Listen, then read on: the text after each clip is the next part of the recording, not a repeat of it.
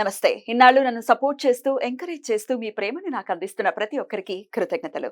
అలాగే ఈ వీడియో కూడా ఖచ్చితంగా మీకు ఉపయోగపడుతుంది. లైక్, షేర్ అండ్ సబ్స్క్రైబ్ చేసి మీ సపోర్ట్‌ని నాకు అందించండి. అలాగే ఈ వీడియో పట్ల మీకున్న అభిప్రాయాన్ని కామెంట్ సెక్షన్‌లో కామెంట్ చేసి తెలియజేయండి. ఇప్పుడు వీడియోని చూద్దాం. నమస్తే. Welcome to our channel. నేను పద్మిని. ప్రస్తుతంతో పాటు వేదిక్ ఆస్ట్రాలజర్ అవినాష్ దాస్ ఉన్నారు. మాట్లాడదాం. అవినాష్ గారు నమస్తే అండి. నమస్తే అండి. బాగున్నారా? బాగున్నాను దేవుడి దయ వల్ల. ఓం నమః శివాయ. ఓం నమో వెంకటేశాయ. భార్యాభర్తల మధ్య సఖ్యతా లోపాలు అనేది సర్వసాధారణంగా మనం చూస్తూనే ఉన్నాం.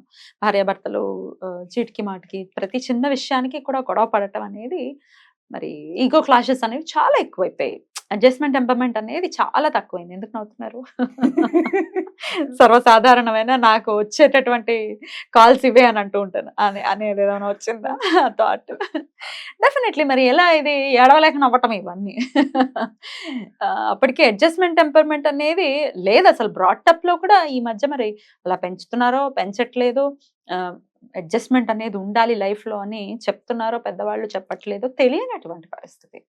విడిపోతూ పోతే ఇంకేది ఎక్కడ ఎండ్ కార్డ్ పడుతుంది కదా, ఎక్కడో ఒకటి మనం ఆగాలి కదా. రైట్. ఎనీవేస్ వాళ్ళ perceptions matters. End of the day perception ని మనం తప్పు పట్టలేము. ఎవరి పర్సెప్షన్ వాళ్ళకు ఉంటుంది, ఎవరి ఫేస్ చేసే విధానం వాళ్ళకు ఉంటుంది. కాబట్టి ఎండ్ ఆఫ్ ది డే ఇప్పుడు నేను అడిగేటటువంటి క్వశ్చన్ ఏంటంటే, సఖ్యతా లోపాలు పోయి వాళ్ళు చాలా సఖ్యంగా ఉండి భార్యాభర్తలు ప్రేమానురాగాలతో ఉండాలి. ఫస్ట్ అండి స్టాటిస్టిక్స్ మాట్లాడతాను. హైదరాబాద్లో ప్రతి సంవత్సరం 70,000 పెళ్ళిళ్ళు అవుతున్నాయి. దాంట్లో 4,500 డైవర్స్.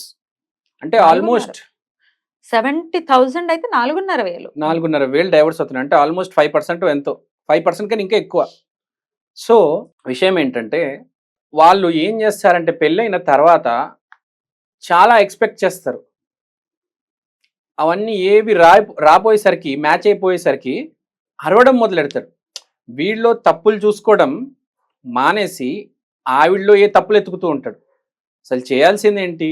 ఒక వైట్ పేపర్ తీసుకొని ఆమెలో ఉన్న పాజిటివ్ పాయింట్స్ ఒక 5 పాయింట్లు రాసి, హస్బెండ్ అయినా వైఫ్ అయినా ఆ పార్ట్నర్ అనే అతను ఆమె వైట్ పేపర్ల మీద ఒక 5 పాయింట్స్ రాసి అవే చదువుతూ పోవాలి.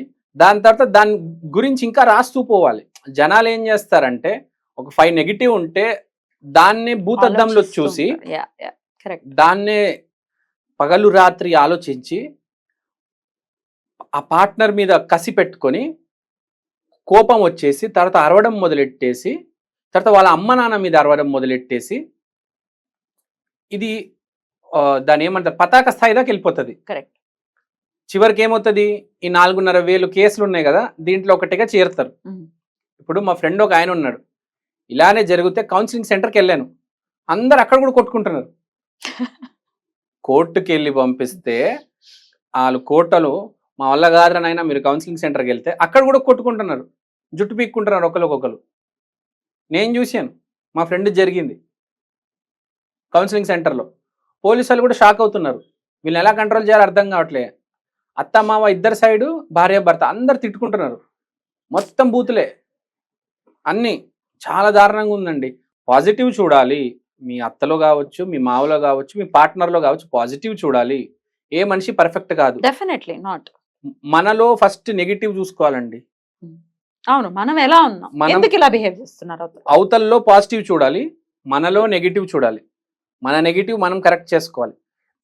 కొన్ని ఎక్స్ట్రీమ్ సిచ్యువేషన్స్ ఉంటే అవి వేరు. అవును, ఇప్పుడు మ్యాన్ హ్యాండ్లింగ్ చేస్తున్నారు, కొడుతున్నారు, అబ్యూజింగ్ చాలా విపరీతంగా ఉంది. అవి కూడా ఒప్పుకోండి, మీరు కలిసే ఉండండి అని ఎవ్వరూ చెప్పరు కదా. చిన్న చిన్న ఇష్యూస్ యాక్చువల్ గా జరిగేది ఏంటంటే, అబ్యూసింగ్ వీళ్ళు కూడా సర్దుకుపోతారు. నేను చూశాను, ఈ చిన్న చిన్న వాటికి గొడవ పెట్టి అది అంటారు కదా, చిలికి చిలికి వాన, అది గాలివాన అయిందని. ఈ కేసే ఎక్కువ ఉంటది. చిన్నవి ఈ అబ్యూస్ చేసుకునే వాళ్ళు కూడా ఒక స్టేజ్కి అడ్జస్ట్ అయిపోయి, కాంప్రమైజ్ అయిపోయి వెళ్ళిపోతారు జీవితంలో ముందుకి.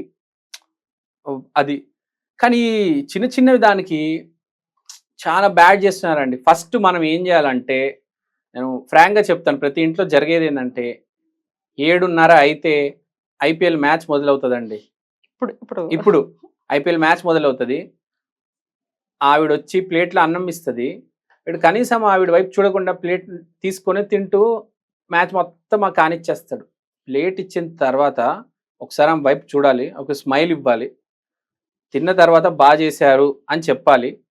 సేమ్ ఆవిడ కూడా కాంప్లిమెంట్ చేయాలి ఇద్దరిని ఒకరికొకరు. ఎలా కమర్షియల్ అయిపోయారంటే, ఇది ఇమోషనల్గా ఫైనాన్షియల్గా మాట్లాడతానంటే మీ డబ్బులు మీవి, నా డబ్బులు నావి, అలా మాట్లాడుతున్నారు. మన డబ్బులు మన పిల్లలు కాదు, నా పిల్లోడు నా డబ్బులు, ఇలా తయారైపోయారండి ఫ్రాంక్గా. ఇప్పుడు ఫ్రాంక్గా ఇలా జరిగిన తర్వాత విడిపోతారు, లేకపోతే అక్రమ సంబంధాలు పెట్టుకుంటారు. అక్రమ సంబంధాలు అంటే ఏంటో కాదండి, 99% అక్రమ సంబంధాలు పెట్టుకున్న వాళ్ళు మాట్లాడుకుంటారండి, ఇంకేం చేసుకోరు. ఫ్రాంక్గా మనిషికి ఇంకో మనిషి కావాలి షేర్ చేసుకోవడానికి. వాళ్ళల్లో ప్రతి మనిషికి ఒక ఫ్రెండ్, ఒక పార్ట్నర్ కావాలి. ఫ్రెండ్ అయితే సేమ్ జెండర్, పార్ట్నర్ అయితే ఆపోజిట్ జెండర్, షేర్ చేసుకోవడానికి. ఇప్పుడు మీకు ఫ్రెండ్ లేరు, మీ ఆయనే సర్వస్వం, మీ ఆయన నీతో మాట్లాడకపోతే ఏమవుతుంది? ఆల్టర్నేటివ్ చూస్తాడు మనిషి, ఏ మనిషి అయినా. ఇప్పుడు షేర్ చేసుకోవడం అనేది ఫుడ్డే కాదండి, ప్రపంచంలో మోస్ట్ ఇంపార్టెంట్ మనలో ఉన్న ఫీలింగ్స్. అది షేర్ చేసుకోకపోతే చాలా ప్రాబ్లమ్స్ వస్తాయి, డైవర్స్ జరుగుతుంది, అక్రమ సంబంధాలు. ఏది షేర్ చేసుకోకపోయినా పర్లేదు, ఫీలింగ్స్ షేర్ చేసుకో. మన లోపల ఉన్న బాధ, కష్టం, మంచి చెడు షేర్ చేసుకోవడానికి ఒక మనిషి ఉండాలి. అందుకనే కదా ఫ్రాంక్గా పెళ్లి చేసుకునేది, లేకపోతే ఒక ఫ్రెండ్ అనే ఉంది షేర్ చేసుకోవడానికి కదా. నువ్వు ఆ రోజంతా ఐపీఎల్ మ్యాచ్ చూస్తావు, ఆమెమో టీవీ సీరియల్ చూస్తుంది, కనీసం ఒకరు మొహాలు ఒకరు చూసుకోరు కొన్ని కేసుల్లో. అయితే ఒక పని మనిషి వచ్చి వండి వెళ్ళిపోతుంది. ఇంత గమ్మత్తుగా ఉంటుంది కొన్ని చోట్లలో. వాడి ఆఫీస్లో ఇంకేదో జరుగుతుంటది, ఈవిడ ఫోన్లో ఇంకేదో జరుగుతూ ఉంటది, ఇలానే అవుతుందండి. మరి ఎట్లా కలిసి అన్నం తినాలి. ఆ ఐపీఎల్ మ్యాచ్ ఆపండి ప్లీజ్, ఆ టీవీ సీరియల్ ఆపండి, కూర్చొని అన్నం తినాలి, కలిసి ఇద్దరు అన్నం తినాలి. ప్లస్ రోజుకి ఏ పనిలో ఉన్నా కూడా 4-5 సార్లు ఫోన్ చేసుకోవాలి, ఆఫీస్లో ఉన్నా కూడా ఫోన్ చేసుకొని మాట్లాడుకోవాలి, తిన్నావా, ఏం చేస్తున్నావు, ఇది అది.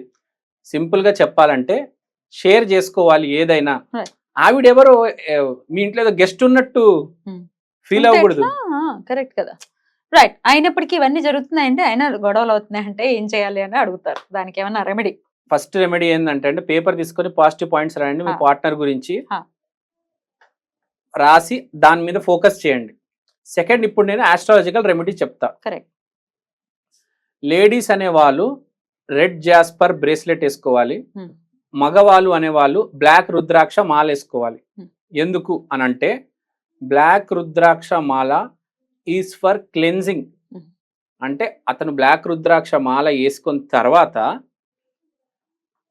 ఆఫీస్ పని ఆఫీస్లో, ఇంట్లో ఉన్నప్పుడు ఇంట్లోనే, అంటే అతను క్లీన్ చేయగలుగుతాడు. అతను ఆఫీస్లో ఉన్న స్ట్రెస్ ఇంటికి తీసుకొచ్చి అది ఐపీఎల్లో బయటికి తీయడము, అదంతా కాకుండా ఆఫీస్ స్ట్రెస్ ఆఫీస్లో వదిలేస్తాడు. ఇంట్లో వాళ్ళ అటెన్షన్ అంతా వాళ్ళ పార్ట్నర్ మీద ఉంటుంది. సో బ్లాక్ రుద్రాక్ష మాల వేసుకుంటే క్లెన్జింగ్ జరుగుతుంది, ఆ స్ట్రెస్ అనేది పోతుంది. స్ట్రెస్ పోతేనే కదా ప్రశాంతంగా ఉంటాడు. అప్పుడు అర్థమవుతుంది ఐపీఎల్ మ్యాచ్ ఎందుకు, మా భార్య మా ఆయన ఇంపార్టెంట్. సో మగ అతను బ్లాక్ రుద్రాక్ష మాల వేసుకోవాలి. ఆడామె అంటే భార్య రోజ్ క్వార్ట్జ్ బ్రాస్లెట్ వేసుకుంటే చాలా మంచిది.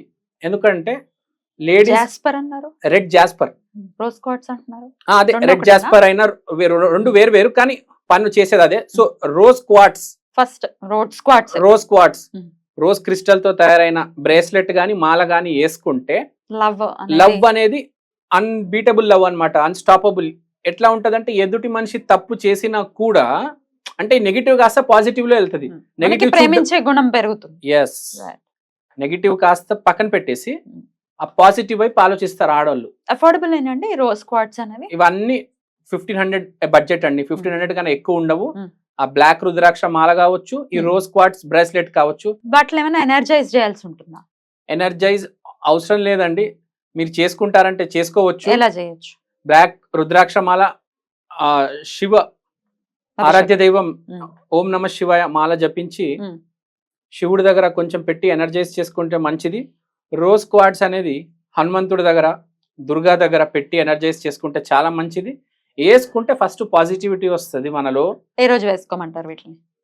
ఈ రోజ్ క్వార్ట్జ్ అయితే ట్యూస్డే రోజు వేసుకోండి. బ్లాక్ రుద్రాక్ష వేసుకోవాలంటే మీరు అది కూడా ట్యూస్డే రోజు వేసుకుంటేనే బెటర్. రైట్. బ్లాక్ రుద్రాక్ష also Tuesday, Hmm. Rose quartz also Tuesday. Road squats okay గానీ రుద్రాక్ష అని అంటే ఖచ్చితంగా నియమాలు చెప్తూ ఉంటారు. రుద్రాక్ష Non-veg. అనట్లేదు, నల్ల రుద్రాక్షలు. అది వేరా? నల్ల రుద్రాక్ష వేరు, రుద్రాక్ష అవునా? రుద్రాక్ష వేరు. దిస్ నల్ల రుద్రాక్ష రుద్రాక్ష బ్లాక్ ఉంటుందేమో అనుకుంటున్నా. కాదు కాదు కాదు, కాదా? ఇది నార్మల్ రుద్రాక్ష. ఉమ్, నేను అంటుంది నల్ల నేపాల్ రుద్రాక్ష అమ్ముతారు, Hmm. ప్యూర్ బ్లాక్ ఉంటాయి అవి. ఓకే. ఈ రుద్రాక్ష పని వాటికి ఏం వేరు. నియమాలు ఉండవా? వాటికి కూడా నియమాలు ఉంటాయి. ఎట్లాంటి నియమాలు? సేమ్ రుద్రాక్ష ఉన్నకే నియమాలే ఉంటాయి. నాన్ వెజ్ తినటము, అవన్నీ పక్కన పెట్టాలి. ఉమ్, ఆల్కహాల్ రుద్రాక్ష అదే Hmm. మ్యాచ్ అవ్వదు. ఉమ్, సో అవి కన్జ్యూమ్ చేసేటప్పుడు పక్కన పెట్టేయండి. Hmm. ఇంట్లో ఉన్నప్పుడు మాత్రం వేసుకోండి. Hmm. సో నల్ల రుద్రాక్ష వేసుకుంటే స్పిరిచువల్ క్లెన్జింగ్ జరుగుతుంది, Right. పార్ట్నర్ తో బాగా సఖ్యత ఉంటది. రైట్. అయితే ఆడవాళ్ళు మరి క్వాడ్స్ వేసుకున్నప్పుడు పీరియడ్స్ లో ఉన్నప్పుడు వేసుకోవచ్చా, తీసేయాలా? క్వార్ట్స్ వేసుకోవచ్చు, అది క్రిస్టల్ అండి, దానికి ఏం దానికి ఏం సంబంధం లేదు. బ్యూటిఫుల్ అండి, చాలా బ్యూటిఫుల్ గా ఎక్స్ప్లెయిన్ చేశారు. డెఫినెట్ గా వీటి హెల్ప్ ని తీసుకుంటూ అలాగే మన యాటిట్యూడ్ లో కూడా డెఫినెట్ గా మార్పును తెచ్చుకున్నప్పుడు ఈ రెమెడీస్ పనిచేస్తాయి. ఊరికే యాటిట్యూడ్ లో మార్పులు లేవండి, క్వాడ్ చేసేసుకుంటా నేను రెబల్ గా బిహేవ్ చేస్తా అంటే కుదరదు. అంతేనా? మీరు ఆటోమేటిక్ క్వార్ట్స్ చేసుకుంటే నార్మల్ నార్మల్ అయిపోతారా? దానికి ఆ పవర్ ఉందా? బట్ బిహేవియర్ లో Guarantee. కూడా డెఫినెట్ గా చేంజ్ రావాలి. చేంజ్ ఉంటదండి. For better For better. Results.